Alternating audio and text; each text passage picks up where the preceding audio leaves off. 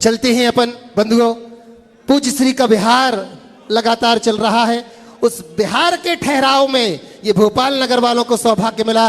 TT नगर दिगंबर जैन समाज यहाँ की जो कि विशाल जिनालय को बना करके लगभग तैयार होने को है, पंच कल्याणक प्रतिष्ठा की मंगल भावना को लेकर के पूज्य श्री से आशीर्वाद भी ले रहे हैं। और इसी क्रम में बंधुओं आगामी 21 तारीख को पूज्य श्री के सानिध्य में विशाल भावना योग के माध्यम से अपन यहाँ पर जो विश्व योग दिवस है उसमें अपन सभी लोग शामिल हो रहे हैं। मैं निवेदन कर रहा हूँ, महिला मंडल यहाँ पर उपस्थित है जो पूज्य श्री के चरणों में वंदन करके आशीष ले रही है। और अब इसी के साथ मैं सुमत भैया जी से निवेदन करता हूं कि अनिल भैया जी आकर के पूज्य श्री के चरणों में वंदन कर आशीष प्राप्त कर रहे हैं। पारस भैया अगर यहां उपस्थित हो तो मैं उनसे निवेदन करता हूं पूज्य श्री से आशीष लेंगे। पारस भैया से भी निवेदन करता हूं। धीरज भैया अगर मेरी आवाज सुन रहे हैं, ब्रह्मचारी धीरज भैया राहतगढ़, मैं निवेदन कर रहा हूं कि वो आए और आशीष ले। और सकल दिगंबर जैन समाज टीटी नगर यहाँ पर उपस्थित है, महाराज श्री से आशीष ले रही है। अब निवेदन कर रहा हूं भो स्वामी आपका मंगल आशीष हम सबको मिले। नमोस्तु भगवान, नमोस्तु भगवान। बैठ जाए और स्थान की संकीर्णता को देखते हुए ओम ओम ओम बैठिए जहाँ जगह मिल रही। हाँ, सभी लोग थोड़ा आगे आ जाए और आगे आ जाए ताकि बाद में आने, इसको व्यवस्थित करो, इसको व्यवस्थित करो और बढ़ाओ।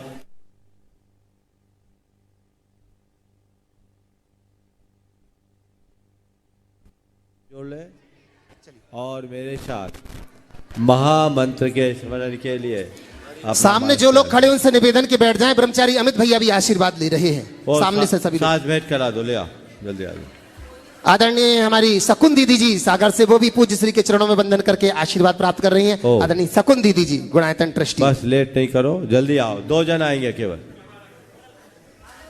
बस महिला मंडल मां जिनवाणी समर्पित कर रही है। बस एक ही में सभी लोग हाथ लगा ले। चलिए दीदी आप भी इसी में सहयोगी हो जाए। आदरणीय शकुन दीदी जी चलो। ओम ओम सभी लोग हाथ जोड़े और महामंत्र के स्मरण के लिए अपना मानस तैयार। नमो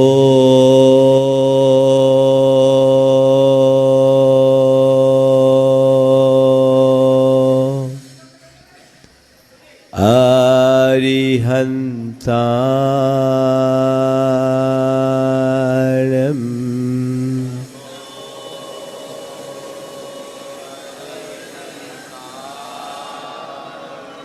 नमो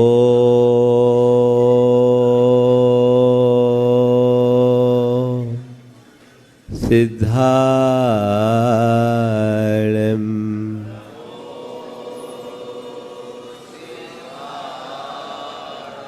नमो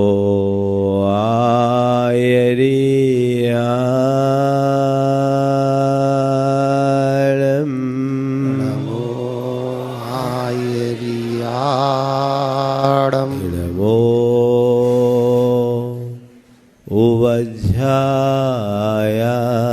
उवज्झायाणं नमो वज्झायाणं नमो लोये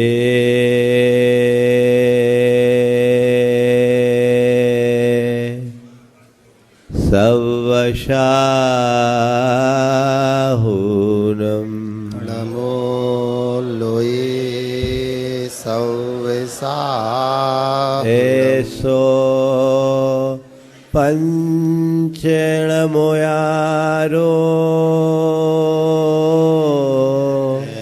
सो पंचणमोयारो सर्वपावपनाशिनो सर्वपावपनाशिनो मंगलाणं च सवेसिं मंगलाणं च सवेसिं परमं होय मंगलम् परमं होय मंगलम् जय बोलो देवादिदेव 1008 श्री भगवान महावीर स्वामी की जय जय जय। अहिंसा परमो धर्म की जय जय जय। परम पूज आचार्य गुरुवर श्री विद्यासागर जी महाराज। जय जय जय। परम पूज्य मुनिवर श्री प्रमाण सागर जी महाराज की, मुनि संघ की। जिस दिन हमारा भोपाल आगमन हुआ था, वहाँ मैंने जीवन निर्माण के 4 सूत्र आप सबके बीच रखे थे। सही सोचे सुंदर सोचे, सही देखें सुंदर देखें, सही बोलें सुंदर बोले, और सही करें सुंदर करें। 2 पर चर्चा पहले हो गई और 2 पर आज चर्चा बाकी है, तो मैं वहीं से अपनी बात को शुरू करना चाहता हूँ। इस धरती पर मनुष्य ही एक ऐसा प्राणी है जिसे वाक शक्ति के साथ बोलने के लिए एक सक्षम भाषा भी मिली। संसार के इतर प्राणियों में जो भी पशु पक्षी है, उनके पास बोली तो है पर भाषा नहीं। इस अर्थ में हम कितने भाग्यशाली हैं कि हमारे पास बोली के साथ ऐसी भाषा है जिसके बदौलत हम अपनी भावनाओं की अभिव्यक्ति एक पल में कर देते हैं और एक दूसरे तक पहुंचाने में समर्थ हो जाते हैं। थो पल के लिए सोचे कि काश अगर मेरे पास बोली नहीं होती तो मेरा क्या होता। कभी सोचते हैं? बोली हमारे पास है, लेकिन इस बोली के मूल्य को बहुत कम लोग पहचानते हैं।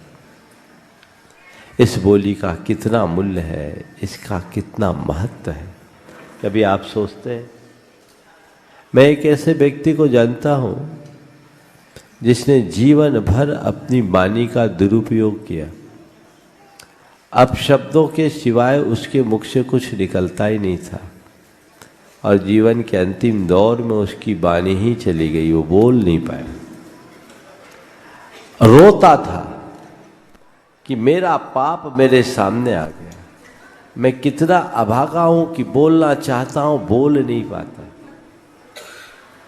आप सोच सकते हैं, काश हम वाणी की दुर्लभता को समझे और उसके सदुपयोग के लिए सचेष्ट रहे, क्योंकि हमारे समस्त व्यवहार का आधार हमारी वाणी है, हमारी भाषा है। हम किसी के भी संपर्क में आते हैं तो हमारा पहला संबंध हमारे बोलचाल से होता है। तो हमारी बोली सही होनी चाहिए, सुंदर होनी चाहिए। हम बोलते हैं ये उतना महत्वपूर्ण नहीं है, क्या बोलते हैं ये महत्वपूर्ण, कैसे बोलते हैं ये महत्वपूर्ण है, किस संदर्भ में बोलते हैं ये महत्वपूर्ण है। तो हम बोले, सही बोले, सुंदर बोले, अर्थात हमारी वाणी में माधुर्य हो, मिठास हो। जिसके मुख में मिठास, उसका हर दिल में निवास। जिसके मुख में मिठास, उसका हर दिल में निवास। जिसके मुख में खटास, कोई न फटके उसके पास। है ना ये अनुभव की बात है। तो हमें ये देखना है कि मेरी वाणी का स्तर कैसा है। हम बोलते हैं, प्रायः वाक संयम पर हमेशा आप सबको उपदेश दिया जाता है।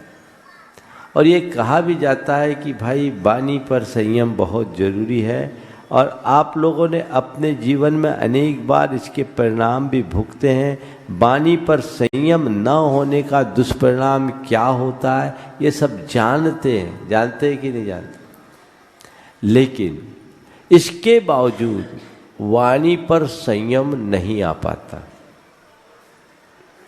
क्यों नहीं आता? आज मैं वाणी के असंयम के 4 कारणों की चर्चा करूंगा और वाणी पर संयम लाने के 4 उपाय बताऊंगा। आज की 4 बातें नहीं, 8 बातें हो गई, है ना। आपकी वाणी में असंयम क्यों होता है? उसका सबसे पहला कारण है क्रोध। क्या होता है? क्रोध। क्रोध के आवेग में मनुष्य सारी मर्यादाओं को तोड़ देता है। जिस समय मनुष्य के मानस में क्रोध का आवेश आता है, उस समय उसका विवेक खत्म हो जाता है। आपने किसी व्यक्ति को देखा गुस्से में किसी ने मीठी बात बोली है क्या? हाँ, बोली है? नहीं है। तो हम चाहते हैं कि मेरी वाणी में संयम हो, तो क्रोध पर नियंत्रण का अभ्यास जरूरी। प्रायः लोग गुस्से में अंट संट बोल देते हैं, अनर्गल प्रलाप कर देते हैं, बाद में पश्चाताप भी करते हैं कि नहीं? होता ही है। क्रोध की परिणति कुछ ऐसी है जिसकी शुरुआत अविवेक से होती है और अंत पश्चाताप से। अगर विवेक हो तो क्रोध आए ही नहीं। विवेक के अभाव में क्रोध आता है, और उस समय जो मुंह से निकलता है वो मशीन गन की भांति होता है ना। सामने वाले के हृदय को छलनी कर दे तो मामला गड़बड़ हो जाता है। क्रोध से अपने आप को बचाइए। ये हमारे जीवन के लिए एक बहुत बड़ी बाधा है, और कई बार गुस्से में लोग बोलते हैं तो उनको होश ही नहीं रहता। एक आदमी गुस्से में अपने नौकर से अपशब्द बोल रहा था। इसी बीच किसी ने दरवाजे पे दस्तक दी। उसने उसी तेवर में कहा, जाबे देख कौन गधा आया, जाबे देख कौन गधा आया है। वो आदमी दरवाजे तक गया, लौट कर आया, बोला जी आपके पिताजी। उसने पूछा जाबे देख कौन गधा आया है। वो दरवाजे से लौट कर कहा जी आपके पिताजी। उसने उसी फ्लो में पूछा किस गधे से मिलने आया है? कहा जी आपसे, है ना। तो क्रोध मनुष्य को गधा बना देता है कि नहीं? है। जिसको अपने आवेग पर नियंत्रण नहीं है वे सब गधे। बुरा लगेगा आप लोगों को, है ना। विवेक नहीं, विवेक शून्यता हमें ऐसी ही स्थिति में ला देते। तो अपने आवेग पर नियंत्रण। दूसरा है लोभ। लालच में आदमी सच्चाई को नहीं देखता। जहां उसका मतलब सदता है वैसी भाषा का प्रयोग कर देता। इस पर भी नियंत्रण होना चाहिए। तीसरा है मजाक। क्या है? मजाक। आप लोग जब एक दूसरे के साथ मजाक के मूड में होते हो, ईमानदारी से बोलना, उस समय आपकी भाषा में सत्यता होती है या अक्सर झूठ। उस समय भाषा का स्तर मर्यादित होता है या मर्यादा से बाहर। है ना गड़बड़। जब दो लोग मिलकर के तीसरे को टारगेट बनाते हैं और उसकी खिल्लियां उड़ाना शुरू करते हैं तो प्रायः उसमें अनर्गल प्रलाप ही होता है। कभी किसी की मजाक मत उड़ाओ। तुम्हें पता नहीं कि इस मजाक उड़ाने की प्रक्रिया में हम अपने जीवन को कितना खराब कर रहे हैं। एक विचारक ने बहुत अच्छी बात की, We shall to laugh with someone but never to laugh at someone। हम किसी के साथ जी चाहे हंसे, हम किसी के साथ जी चाहे हंसे पर किसी पर कभी भी न हंसे। किसी के साथ हंसना और किसी पर हंसना, इसमें बड़ा अंतर है। साथ हंसना और किसी पर हंसना, हम किसी के साथ हंसे, किसी पर हंसने की कभी कोशिश न करें। हंसी मजाक पर भी नियंत्रण होना चाहिए। हमने बचपन से एक कहावत सुनी है, रोग की जड़ खांसी और झगड़े की जड़ हंसी। मजाक मजाक में ही कई बार माहौल बिगड़ जाता है, इस पर नियंत्रण आवश्यक है। चौथी बात, आदत। कुछ लोगों की आदत होती है, वो आदतन अपशब्दों का प्रयोग करते हैं कि नहीं करते। एक सज्जन थे, समाज के मुखिया, और उनके मुख से निकलने वाले हर वाक्य का श्री गणेश अपशब्दों से हो। अब कोई समाज का मुखिया हो, अध्यक्ष हो, उसकी आदत है। एक दिन ऐसा हुआ कि मेरे पास बैठा था और बातचीत के क्रम में मेरे सामने भी वही गाली निकल गई जो अक्सर उनके मुख से निकलती। कुछ लोग बैठे थे, उनको ये बात अच्छी नहीं लगी। मैंने लोगों को इशारा करके शांत किया, उस समय किसी को कुछ नहीं बोला। और सबको जाने के बाद मैंने उनसे कहा, भैया तुम समाज के एक लब्ध प्रतिष्ठित व्यक्ति हो, समाज के अध्यक्ष हो, और तुम्हारे मुख से ऐसे घटिया स्तर के शब्द का प्रयोग उचित तो नहीं लगता। इतने घटिया शब्दों का प्रयोग उचित नहीं लगता। मेरी बात सुनते ही उनकी आंखों से आंसू आने लगे। बोले, महाराज क्या करूं, मुझे पता ही नहीं लगता कि मैंने कब क्या बोल दिया। अब महाराज क्या बताऊं, हम ठेला वाले हैं, बुंदेलखंड में ट्रक को ठेला बोलते हैं, बहुत बड़े ट्रांसपोर्टर। उस समय 150 गाड़ियों के मालिक थे। बोले, महाराज हम ठेला वाले, ड्राइवर खलासियों के साथ हमें रोज ऐसी ही भाषा का प्रयोग करना पड़ता है। करते करते हमारी आदत ऐसी हो गई महाराज, मुझे लगता है कि मैं गलत हूं। घर में माँ बहनों के सामने भी मेरे मुख से ऐसी बातें निकल। एक बार आदत बिगड़ गई तो सुधारना मुश्किल होता है। तो अपने जीवन में माधुर्य लाना चाहते, अपनी वाणी पर संयम लाना चाहते, तो क्रोध पर, लोभ पर, मजाक पर और आदत पर अंकुश रखना बहुत जरूरी है। आज से तय कीजिए कि मैं इन पर नियंत्रण रखूंगा और इन पर नियंत्रण रख करके अपने जीवन को आगे बढ़ाने की कोशिश करूंगा।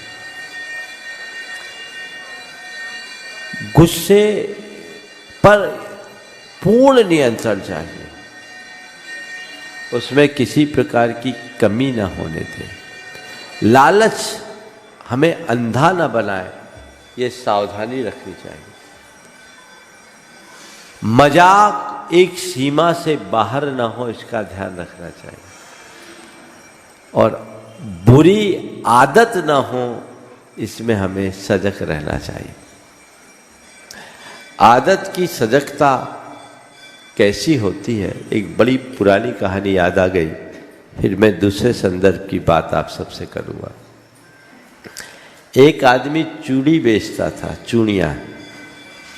पुराने ज़माने में लोग गांव-गांव में घूम घूम करके जाते थे। वो घोड़ी पर लाद कर चूड़ियाँ बेचता था। उस समय आज जैसे साधन नहीं थे, तो घोड़ी पे लाद के चल रहा है तो कहता बहन जी चलिए, कभी बोले भाभी जी चलिए, कभी बोले माता जी चलो। अब घोड़ी पर चूड़ी लादा है और बहन जी बोल रहा है, भाभी जी बोल रहा है या माता जी बोल रहा है। एक दिन एक युवक ने जब ये बातें सुनी तो उसे बड़ा अटपटा लगा। बोले ये क्या मामला है, तुम इस घोड़ी को बहन जी बोल रहे हो, भाभी जी बोल रहे हो, माता जी बोल रहे हो, क्या है? बोले देखो भाई, मेरा काम चूड़ियों का है और मैं चूड़ियाँ हमेशा या तो बहन जी को पहनाता हूँ या भाभी जी को पहनाता हूँ या माता जी को पहनाता हूँ।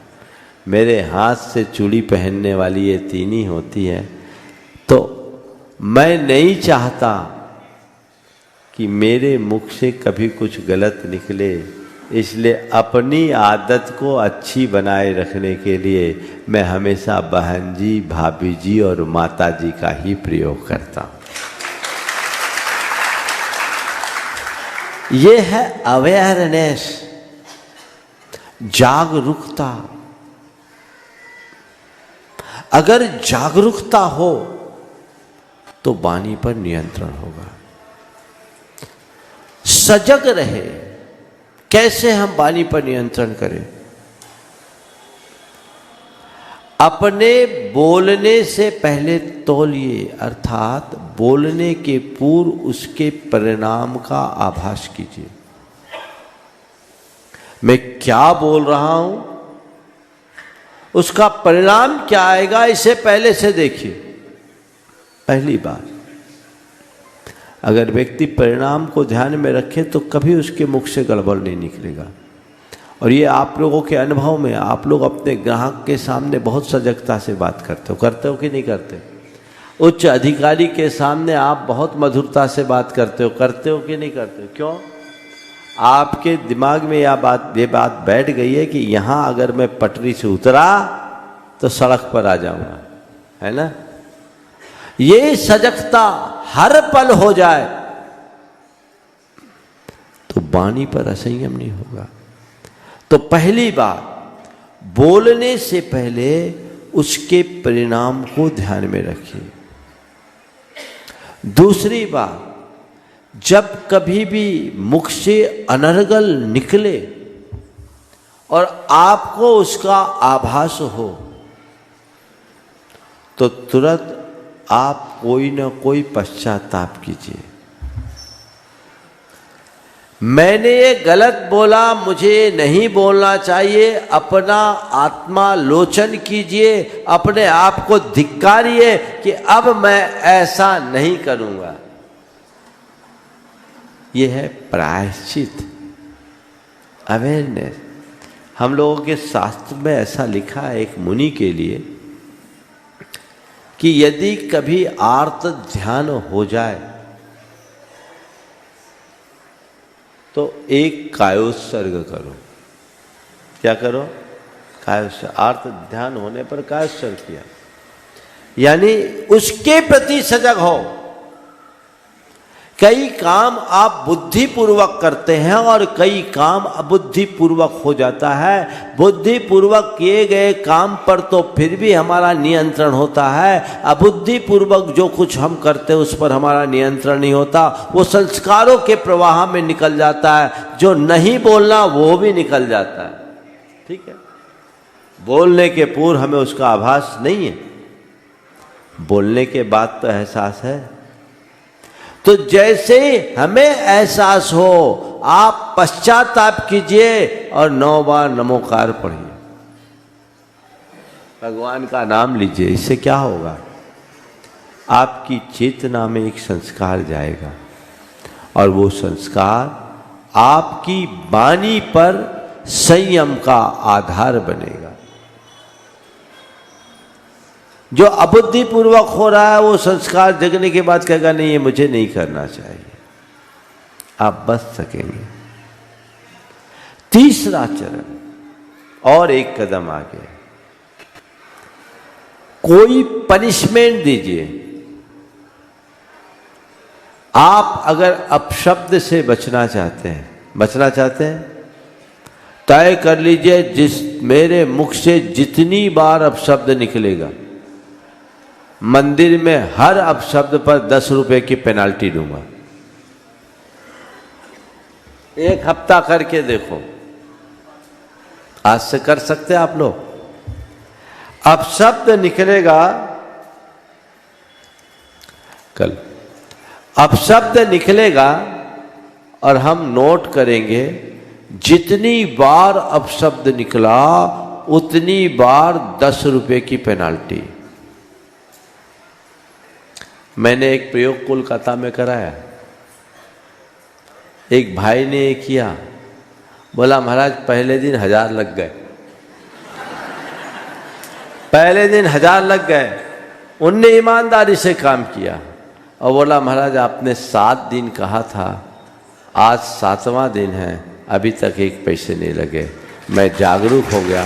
महाराज हमारे इन 6-7 दिनों में कुल 3500 रुपये लगे, लेकिन मैं आज इस बात के लिए खुश हूं कि 3500 रुपये खपाकर एक बीमारी से बच गया। ईमानदारी से करो। जब लगने लगता है ना कुछ, तो अंदर की चेतना जगती है।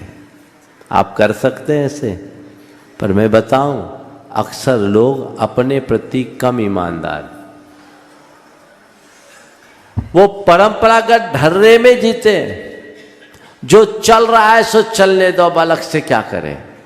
परिवर्तन करने की मानसिकता नहीं होती। एक बात ध्यान रखना, रूपांतरण अपने आप नहीं होता। उसके लिए हमें बहुत प्रयत्न करना पड़ता है, पुरुषार्थ करना पड़ता है। इसी पुरुषार्थ और अभ्यास का नाम साधना है। ऐसा कोई मार्ग नहीं कि एक पल में तुम बदल जाओ। उसके लिए अभ्यास चाहिए। और चौथा तरीका है अपनी वाणी पर संयम का, वो है आत्म सुझाव। 2-4 वाक्य आप बना लीजिए और उन वाक्यों को बार बार दोहराइए। मुझे मुख में मिठास रखनी है, मुझे सही बोलना है, सुंदर बोलना है, मुझे कम बोलना है, मीठा बोलना है। ऐसे 2-4 वाक्य बना लीजिए। इन वाक्यों को बार बार खाली टाइम में दोहराइए। आप कुछ ही दिनों में पाएंगे कि आपकी वाणी पर संयम आ गया। और वाणी पर संयम आ गया ना, तो महाभारत खत्म हो जाएगा। होगा कि नहीं होगा बोलो। आप ये चारों उपाय कीजिए, यहां बचिए। और 4 प्रकार की भाषा का प्रयोग तो कभी कीजिए ही मत। वो क्या है? आरोप की भाषा, आदेश की भाषा। पहला कौन सा? आरोप की भाषा। आप किसी पर सीधा सीधा आरोप मत लगाइए। आरोप की भाषा से बचिए।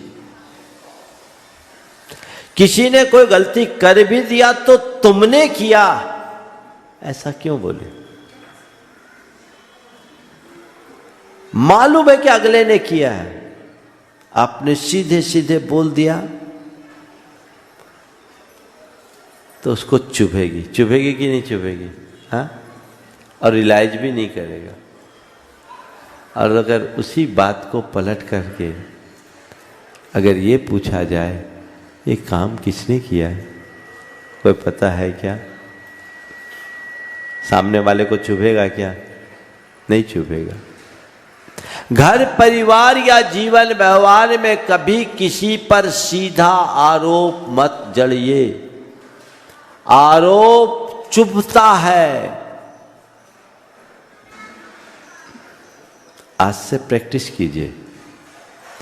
मुझे आरोप की भाषा नहीं बोलनी, लेकिन अक्सर सब ये इसी का किया धरा है, सारा इसी का काम है, ये इसी की करनी है, ये इसी ने किया होगा।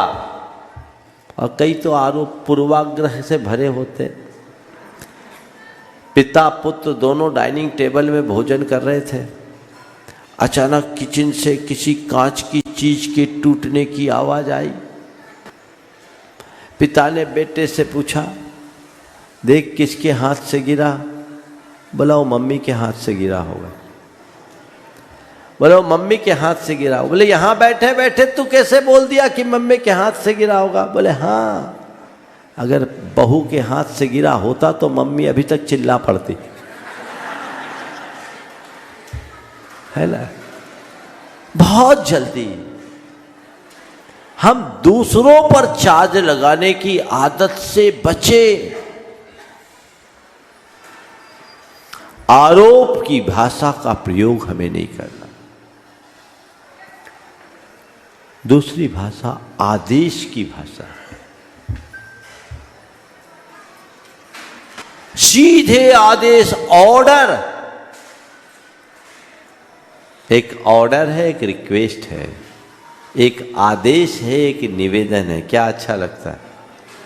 ए तुम ये करो, ये पुलिसिया भाषा है ना। और क्या आप ये काम कर सकेंगे? यदि आप ये काम कर ले तो बहुत अच्छा रहेगा। आपको कौन सा वाक्य अच्छा लगेगा? बोलो। हाँ, पहले वाला या बाद वाला? करते कौन सा? महाराज हमने तो आपसे एक ही बात सीखा, सब काम नंबर 1 का होना चाहिए, है ना। बाकी काम में तो नंबर 2 में माहिर हो तुम लोग, लेकिन इन कामों में बदलाव लाइए। हमें रिक्वेस्ट मूलक भाषा का प्रयोग करना है।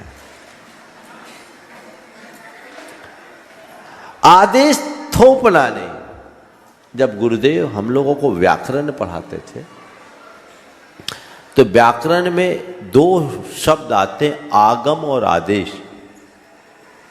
आगम यानी किसी शब्द में कोई शब्द जोड़ देना, और आदेश यानी किसी के स्वरूप को बदल देना। ई को ए बना देना, ओ को औ बना देना, औ को आओ बना देना, ये आदेश होता है। तो व्याकरण में कहा जाता है मित्रवत आगमः शत्रुवत आदेश। आगम मित्र के समान और आदेश शत्रु के समान। तो गुरुदेव हम लोगों से कहते थे आदेश की भाषा से बचो, और आज भी हम लोग अमल करते हैं। गुरुदेव की ये विशेषता रही, वो हम लोगों को आदेश देते समय भी आदेश की भाषा का प्रयोग नहीं करते। हम आपको भी इसका ध्यान रखना चाहिए। आपसे मैं यही कह रहा हूं, आदेश की भाषा से बचना। तीसरी बात, अपमान की भाषा से बचो। ऐसे शब्दों का प्रयोग मत करो जिससे किसी का अपमान हो या सामने वाला अपमानित महसूस करे। मान देने की कोशिश कीजिए, पर कोई अपमानित हो ऐसा भाव मन में नहीं आना चाहिए, और ऐसा बर्ताव भी किसी के प्रति नहीं होना चाहिए। चाहे वो तुम्हारा नौकर चाकर हो, चाहे वो तुम्हारा ड्राइवर हो, चाहे एक अदना सा व्यक्ति भी क्यों ना हो, आपका बड़प्पन इसी में है कि आप उसे मान दें। कई बार लोग अपने उच्चता के अभिमान में कई लोगों को तुच्छ समझते हुए उन्हें अपमानित, तिरस्कृत या प्रताड़ित कर बैठते हैं। और ऐसे में यदि किसी व्यक्ति ने गांठ बांध ली तो भयानक परिणाम आते हैं। एक ऐसी घटना मेरे संपर्क के एक व्यक्ति के साथ घटी। उनका एक ड्राइवर था। ड्राइवर ने कुछ थोड़ी बहुत बदमाशी की हो, उनने उसे बुरी तरह डांट दिया, अपमानित किया, एक बार निकाल दिया, काम से भी हटा दिया। अब इनको ड्राइवर की जरूरत थी। कुछ दिन बाद वो ड्राइवर आया, फिर से रिक्वेस्ट किया, इनने उसे वापस रख लिया। नीति कहती है, बीच में बता रहा हूं, कि किसी भी कर्मचारी को यदि हटा दो तो दोबारा रखना मत, नहीं तो काल बनेगा। ये हमेशा ध्यान रखना, जल्दी हटाना नहीं और हटा के कभी रखना नहीं। वो गलती उनने कर ली। वो ड्राइवर तो रख लिया, झारखंड की बात बता रहा हूं। अब उस ड्राइवर के हृदय में प्रतिशोध की ज्वाला उत्पन्न हो गई। वो कुछ लोगों से मिलकर उनकी किडनैपिंग की, खुद ड्राइवर किडनैप किया और नगर से करीब 70 किलोमीटर की दूरी पर उस व्यक्ति के टुकड़े टुकड़े करके एक बोरी में भर के रख दिया। 3 दिन बाद लाश मिली। जीवन बर्बाद हो गया। एक छोटी सी चूक सारे जीवन को विनष्ट कर देती। दुर्योधन ने अपने आप को अपमानित समझा था, तभी तो महाभारत हुआ। अंधों के अंधे ही होते। हो गया, ऐसा प्रयोग मत करो। कभी किसी पर आरोप मत लगाइए, कभी किसी को आदेश मत दीजिए और कभी किसी की अपमानजनक शब्दों का प्रयोग न करें। मान दे, कदाचित मान न दे सके तो कम से कम अपमान ना हो, इतनी सावधानी रखें। अपमान से बचें। और चौथी बात, आलोचना परक शब्दों से बचे। बुराई किसी की ना करें। कई लोग हैं जिनकी आदत होती है दूसरों की बुराई करने की। ऐसे लोगों से बड़े सावधान रहना, क्योंकि जो दूसरों की बुराई तुम्हारे पास करेगा, तय मानना वो तुम्हारी बुराई दूसरे के पास किए बिना नहीं रहेगा। और ऐसे भी आलोचना चुभती है। किसी की आलोचना हम क्यों करें? अच्छाई बोले, बुराई को गौण कर दे, और यदि किसी की कोई कमी है भी तो उसको तरीके से प्रकट करे। 2 दिन पहले मैंने कहा था, क्रिटिसाइज न करे, क्रिटी गाइड करे। सामने वाले की गलती को सीधे सीधे उस पर थोपना और उसकी अच्छाइयों को उभारते हुए बुराई का एहसास कराना, दोनों में कौन सा रास्ता सही है? पहले वाला या बाद वाला? आप लोग करते क्या हो? महाराज इतना सब्र कहाँ, हम लोग तो तुरंत फायर हो जाते। यही असंतुलन हमारे जीवन की समरसता को छिन्न भिन्न करता है। वो अपने जीवन में बदलाव होना चाहिए, उसे लाने का प्रयत्न करना चाहिए और वो जीवन की एक स्थायी उपलब्धि बने, ऐसा प्रयत्न करना चाहिए। एक लक्ष्य बनाइए। मैं एक धार्मिक व्यक्ति हूँ, धार्मिक क्रियाएं करता हूँ, तो मेरे जीवन का सबसे पहला उद्देश्य अपने भाव और बर्ताव में बदलाव है। मैं सब कुछ करता रहूं, मेरे भाव निर्मल न हो और मेरा बर्ताव अच्छा न हो, तो मैं अपने जीवन में कुछ भी नहीं कर पाऊंगा। सही बोले, सुंदर बोले का मतलब यही है। मेरा बर्ताव अच्छा होना चाहिए, वचन व्यवहार अच्छा होना चाहिए, ऐसा कि किसी से भी मेरी चर्चा हो, कहे बहुत अच्छा आदमी। ऐसी छवि हमारे बने, ऐसी न बने अरे वो तो बहुत तीखा है। होता है। आप किस तरह के व्यक्तित्व को विकसित कर रहे हैं, यह आपके ऊपर निर्भर है। अक्खड़पन भी आपका ही रूप है और विनम्रता भी आपका ही रूप है, तय आपको करना है। ऊंचाइयों का स्पर्श वे ही कर पाते हैं जिनके व्यक्तित्व में विनम्रता होती है, और वो विनम्रता का गुण प्रकट हो गया तो सारी अच्छाइयां अपने आप आने लगती। ये अभ्यास सबको करना चाहिए। आने वाले 21 जून में भावना योग का एक भव्य आयोजन आप लोगों के यहाँ रखा गया है। ये आयोजन तैयारी करने वाले बहुत अच्छे से कर रहे हैं। दिगंबर जैन पंचायत ट्रस्ट और यहाँ के भोपाल के गुणायतन के सभी सदस्य मिलकर इस आयोजन को संपन्न कर रहे हैं। उसी आयोजन में अपनी सहभागिता देने के लिए आज गुणायतन के कार्याध्यक्ष NC जैन भी दिल्ली से यहाँ पर उपस्थित हुए हैं। इस कार्यक्रम को आप सबको भव्याति भव्य तरीके से संपन्न करना है और इसके प्रचार प्रसार में हर व्यक्ति को अपने स्तर से लगना है। भावना योग एक ऐसा उपक्रम है जिसके बल पर हम जन जन को जैन धर्म से जोड़ सकते हैं, उनके जीवन में व्यापक बदलाव ला सकते हैं।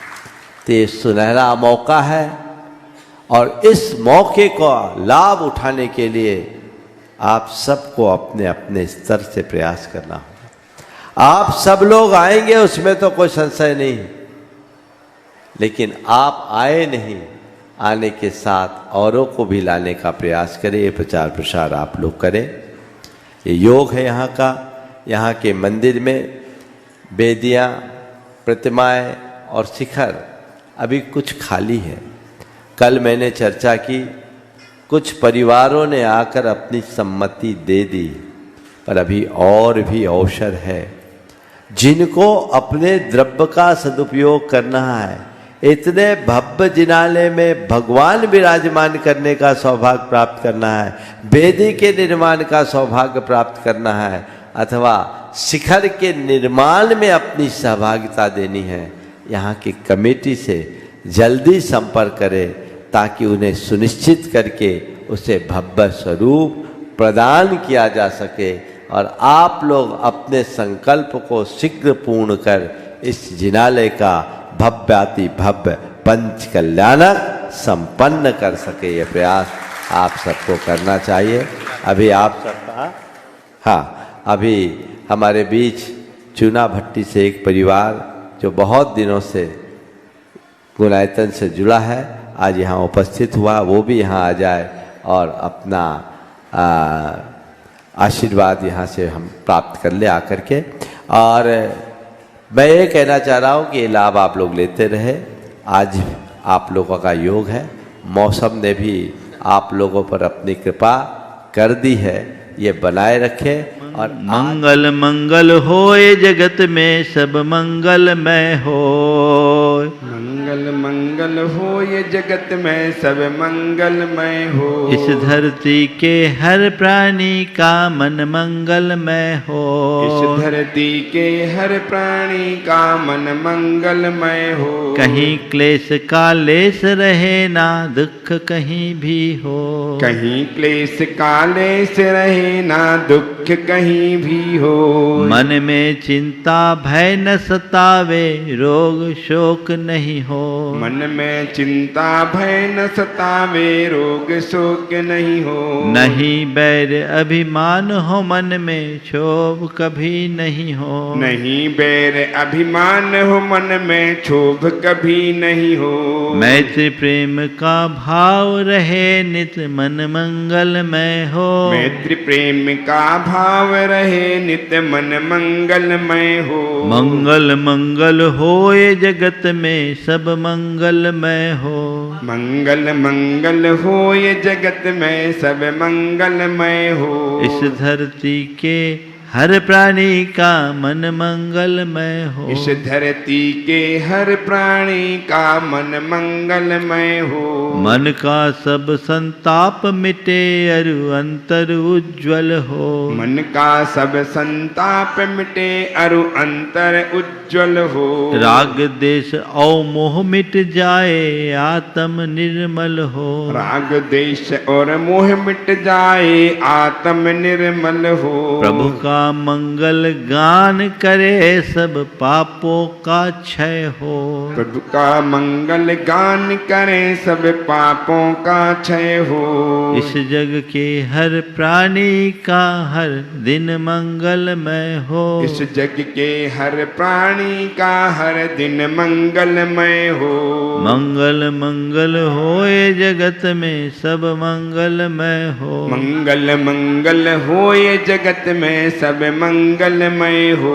इस धरती के हर प्राणी का मन मंगलमय हो। इस धरती के हर प्राणी का मन मंगलमय हो। गुरु हो मंगल प्रभु हो मंगल धर्म सुमंगल हो। गुरु हो मंगल प्रभु हो मंगल धर्म सुमंगल हो। मात पिता का जीवन मंगल परिजन मंगल हो। मात पिता का जीवन मंगल परिजन मंगल हो। जन का मंगल गण का मंगल मन का मंगल हो। जन का मंगल गण का मंगल मन का मंगल हो। राजा प्रजा सभी का मंगल धरा धर्ममय हो। राजा प्रजा सभी का मंगल धरा धर्ममय हो। मंगल मंगल होए जगत में सब मंगलमय हो। मंगल मंगल हो ये जगत में सब मंगलमय हो। इस धरती के हर प्राणी का मन मंगलमय हो। इस धरती के हर प्राणी का मन मंगलमय हो। मंगलमय हो प्रात हमारा रात सुमंगल हो। मंगलमय हो प्रात हमारा रात सुमंगल हो। जीवन के हर पल हर क्षण की बात सुमंगल हो। जीवन के हर पल हर क्षण की बात सुमंगल हो। घर घर में मंगल छा जाए जन जन मंगल हो। घर घर में मंगल छा जाए जन जन मंगल हो। इस धरती का कण कण पावन ओ मंगलमय हो। इस धरती का कण कण पावन और मंगलमय हो। मंगल मंगल होए जगत में सब मंगलमय हो। मंगल मंगल हो ये जगत में सब मंगलमय हो। इस धरती के हर प्राणी का मन मंगलमय हो। इस धरती के हर प्राणी का मन मंगलमय हो। सब जग में मंगल बढ़े। सब जग में मंगल बढ़े। चले अमंगल भाव। चले अमंगल भाव। है प्रमाण की भावना। है प्रमाण की भावना। सब में हो सद्भाव। सब में हो सद्भाव। जय बोलो परम पूज्य आचार्य गुरुवर श्री विद्यासागर जी महाराज।